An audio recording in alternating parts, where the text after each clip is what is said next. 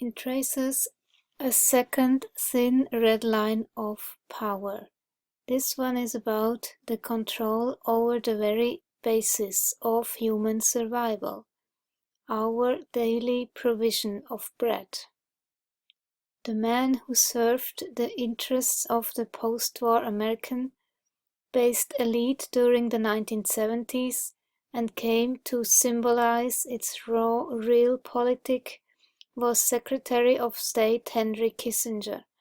Sometimes in the mid-1970s, Kissinger, a lifelong practitioner of balance of power, geopolitics, and a man with more than a fair share of conspiracies under his belt, allegedly declared his blueprint for world domination: control the oil and you control nations, control the food and you control the people. The strategic goal to control global food security had its roots decades earlier, well before the outbreak of war in the late 1930s.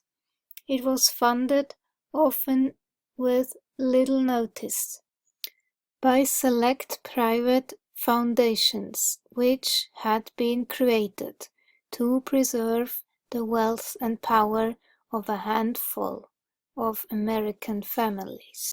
Originally, the families centered their wealth and power in New York and along the East Coast of the United States, from Boston to New York to Philadelphia to Washington, D.C. For that reason, popular media accounts often refer to them, sometimes with derision but more often with praise, as the East Coast establishment. The center of gravity of American power shifted in the decades following the war.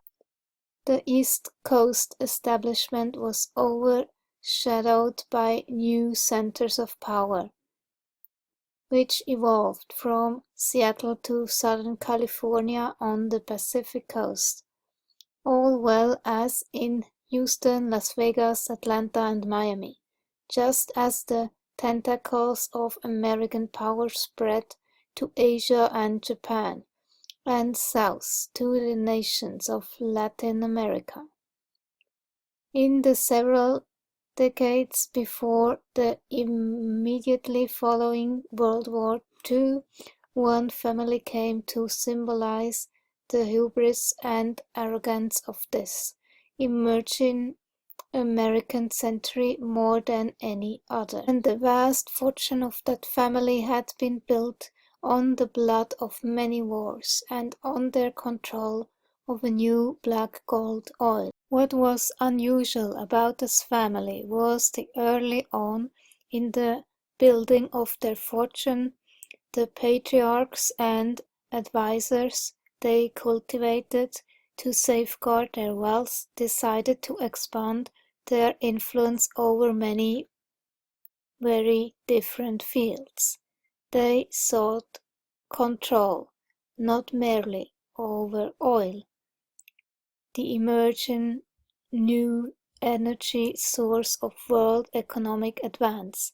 They also expanded their influence over the education of youth, medicine and psychology, foreign policy of the United States, and, significant for our story, over the very science of life itself, biology, and its applications in the world of plants and agriculture. For the most part, their work passed unnoticed by the larger population, especially in the United States. Few Americans were aware how their lives were being subtly and sometimes not so subtly influenced by one or another project, financed by the immense wealth of this family.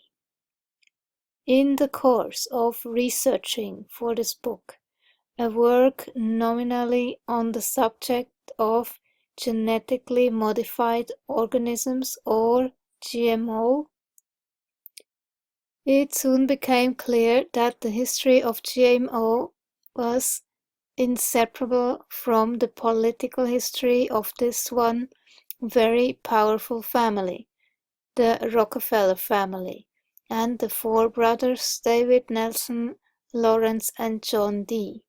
III, who in the 3 decades following American victory in World War II, the dawn of the much-heralded American century, shaped the evolution of power George Kennan referred to in 1948.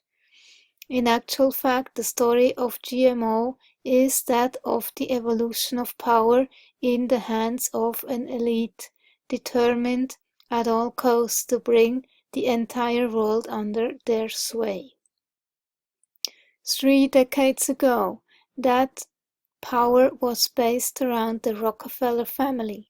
Today, 3 of the 4 brothers are long since deceased, several under peculiar circumstances.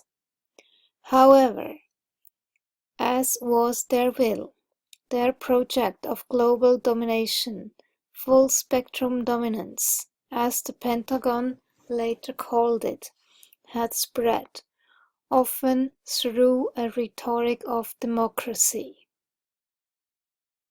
and was aided from time to time by the raw military power of that empire when deemed necessary. Their project evolved to the point where one small power group, nominally headquartered in Washington in the early years of the new century, stood determined to control future and present life on this planet to a degree never before dreamed of. The story of the genetic engineering and patenting of plants and other living organisms cannot be understood without looking at the history of the global spread of American power in the decades following World War II. George Kennan, Henry Luce, Averell Harriman, and, above all, the 4 Rockefeller brothers created the very concept of multinational agribusiness. They financed the Green Revolution in the agriculture sector of developing countries in order, among other things, to create new markets for petrochemical fertilizers and petroleum products, as well as to expand dependency on energy products. Their actions are an inseparable part of the story of genetically modified crops today.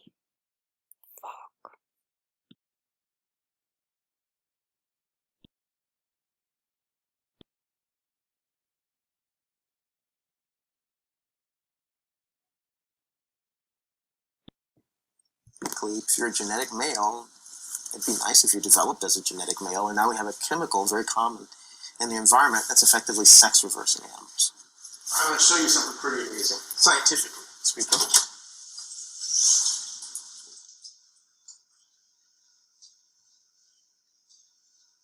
The one that's sort of remarkable is this pair.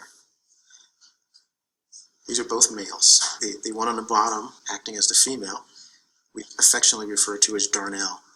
He's a genetic male that not only acts like a female, he lays eggs like a female. She has been exposed to atrazine all of her life. I don't even really know how to reference it. This is Darnell's 3rd clutch. So Darnell has sons and daughters that we've grown up. You can see eggs in the bottom. This is actually her 2nd clutch for today. She has been copulating for getting close to 24 hours now. This is probably one of the most remarkable things I've seen in my work. But I personally have mixed emotions. I'm very excited about the science and trying to understand the mechanism. But on the other hand, I am worried. This is the most common contaminant in ground and surface water and drinking water. And the level of atrazine that it took to make this male turn into a female is 3 times less than what's allowed in our drinking water. I really think that the global amphibian decline is telling us something about human health. The toxins in our waters are reaching well beyond frogs. Reproductive abnormalities have been reported in everything from alligators to polar bears to humans. I don't like them putting chemicals in the water that turn the friggin' frogs gay.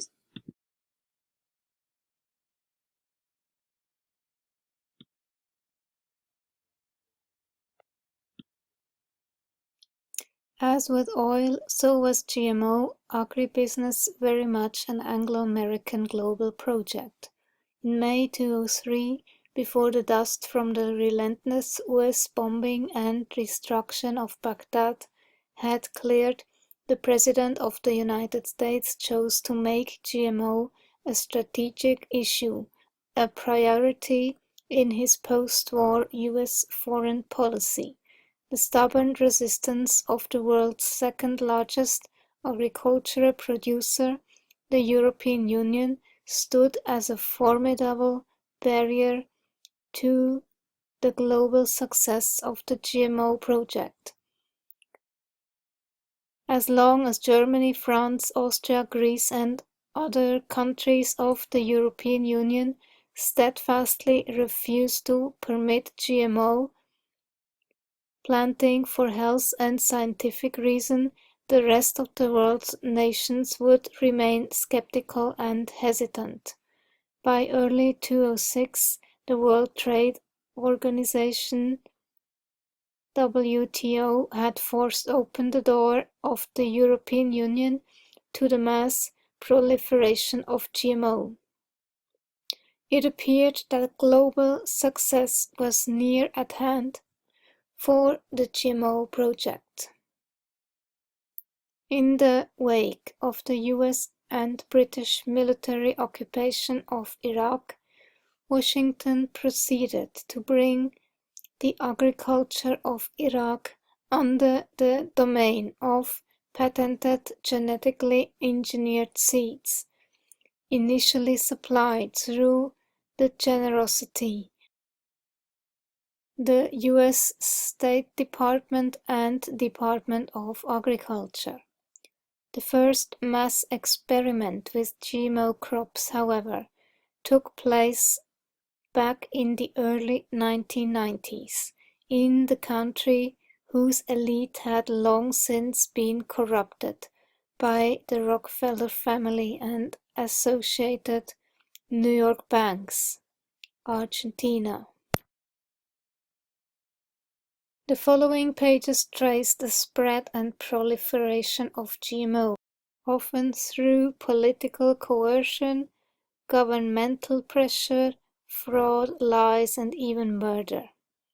If it reads often like a crime story, that should not be surprising, the crime being perpetrated in the name of agricultural efficiency, environmental friendliness, and solving the world hunger problem, carry stakes which are vastly more important to this small elite. Their actions are not solely for money or for profit. After all, these powerful private families decide who controls the Federal Reserve, the Bank of England, the Bank of Japan, and even the European Central Bank. Money is in their hands to destroy or create. Their aim is rather the ultimate control over future life on this planet, a supremacy earlier dictators and despots only ever dreamt of. Left unchecked, the present group behind the GMO project is between 1 and 2 decades away from total dominance of the planet's food capacities. This aspect of the GMO story needs telling. I therefore invite the reader to a careful reading and independent verification, or reasoned refutation of what follows.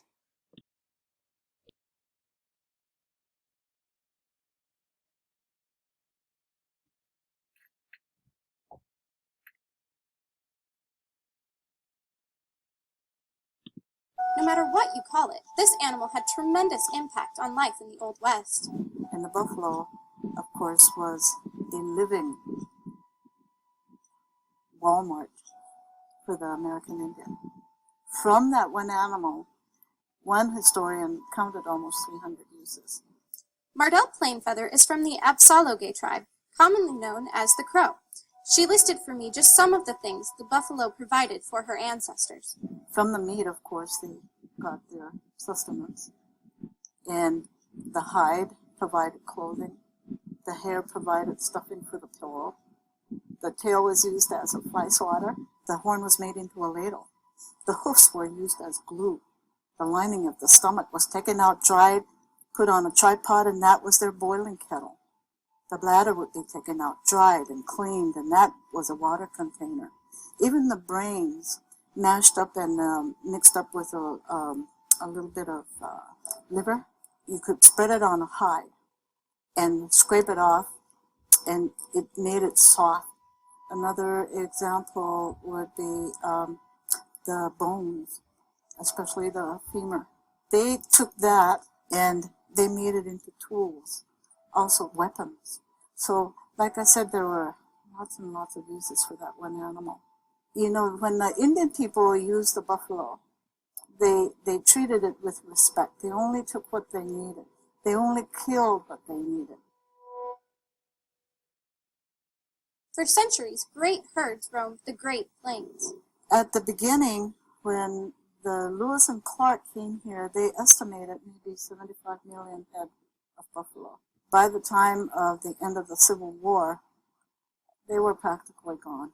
And of course, the ripple of white settlers before the Civil War became a flood after the Civil War. And it was pretty much doomed for the buffalo. And shortly after that, we were forced on reservations and given rations in place of our loyal buffalo. The problem of producing synthetic food is purely chemical, and there is no reason to regard it as insoluble. No doubt natural foods will taste better, and rich men at weddings and feasts will provide real peas and beans.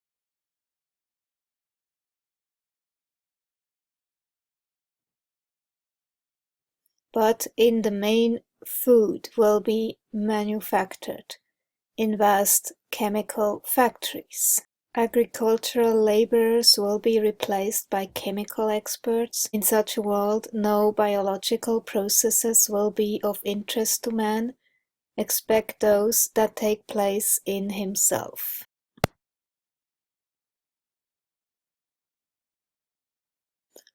Yeah, this is it. What I want. Eugenics.